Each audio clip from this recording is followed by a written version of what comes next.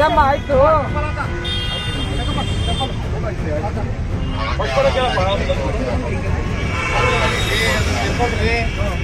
ಬಿಡ್ರಿ ಫ್ಲಾಗ್ ಅದ, ಬಿಡ್ರಿ ಫ್ಲಾಗ್.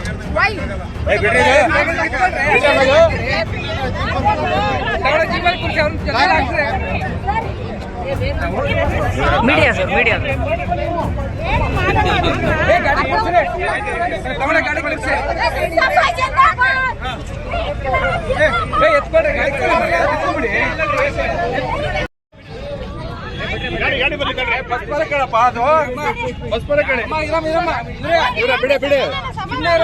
ಮೇಡಮ್ ಹಲೋ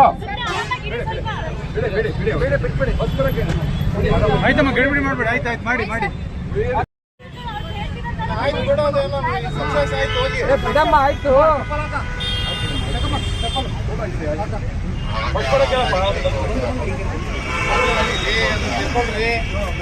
ಬಿಡ್ರಿ ಫ್ಲಾಗ್ ಅದ, ಬಿಡ್ರಿ ಫ್ಲಾಗ್.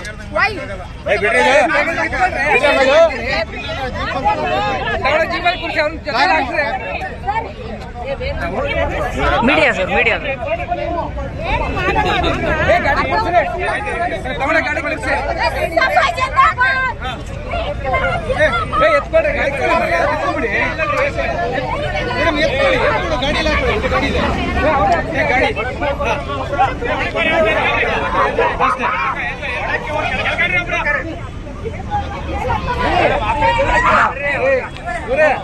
ಹಲೋ, ಆ ಕಡೆ ಒಳಗಡೆ ಹೋಗಮ್ಮ, ನೀನು ಒಳಗಡೆ ಕರ್ಕೊಂಡು ಹೋಗಿ.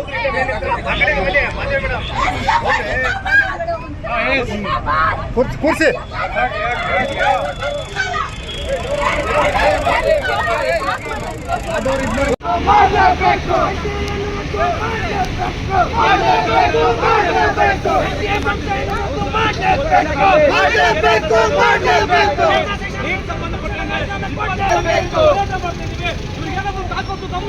ರಾಜ್ಯ ಸರ್ಕಾರ, ಕೇಂದ್ರ ಸರ್ಕಾರ ನೀಟ್ ಎಕ್ಸಾಮ್ ಬರಬೇಕು. 27 ಲಕ್ಷ ಘೋಷಣೆ ಕರ್ನಾಟಕ ಕೇಂದ್ರ ಸರ್ಕಾರ ಧಿಕ್ಕಾರ ಮಾಡ್ತಾ ಇದ್ದೀವಿ.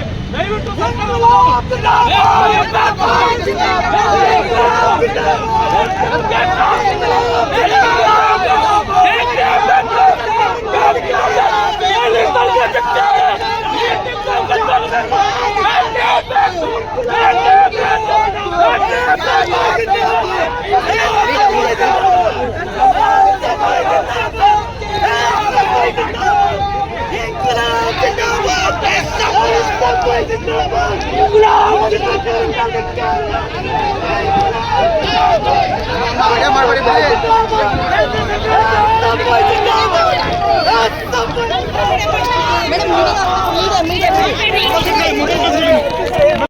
ಪೊಲೀಸರನ್ನ ಬಿಟ್ಟು ನೀವು ಇವತ್ತು ನಮ್ಮನ್ನ ಅರೆಸ್ಟ್ ಮಾಡಿಸಿರ್ಬೋದು, ಆದ್ರೆ ನಮ್ಮ ಹೋರಾಟ ನಿಲ್ಲೋದಿಲ್ಲ ಅಂತಕ್ಕಂಥ ಎಚ್ಚರಿಕೆಯನ್ನ ರಾಜ್ಯ ಸರ್ಕಾರಕ್ಕೆ ಕೊಡ್ತಾ ಕೇಂದ್ರದ ಅನೀತಿ ಏನಿದೆ ಅದನ್ನು ವಿರೋಧಿಸಿ ನಮ್ಮ ಹೋರಾಟ ರಾಜ್ಯ ವ್ಯಾಪ್ತಿ ನಡೆಯುತ್ತೆ, ದೇಶ ವ್ಯಾಪ್ತಿ ನಡೆಯುತ್ತೆ.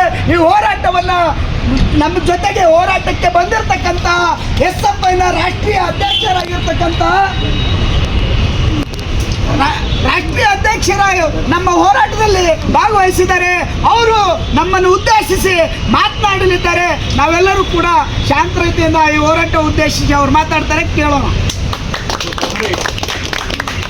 As we know on what issue we had raised this we started this movement.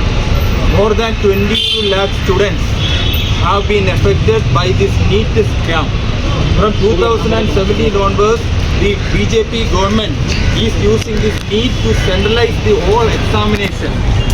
So on that, 22 lakh students have been affected by that. After the cancellation of this examination, more than 6 and 7 students committed suicide. It is not a suicide.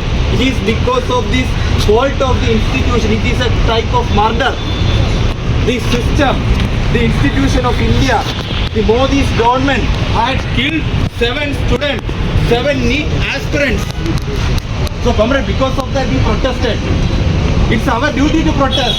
We are not protesting for this SFI government. We are protesting for the entire country, for the entire students of the country.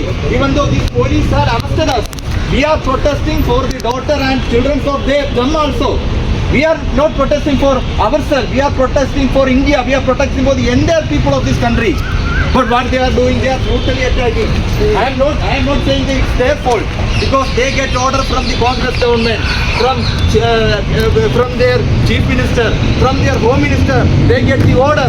My doubt is that who is ruling in Karnataka? People elected a Congress government in Karnataka, but the Congress government is taking up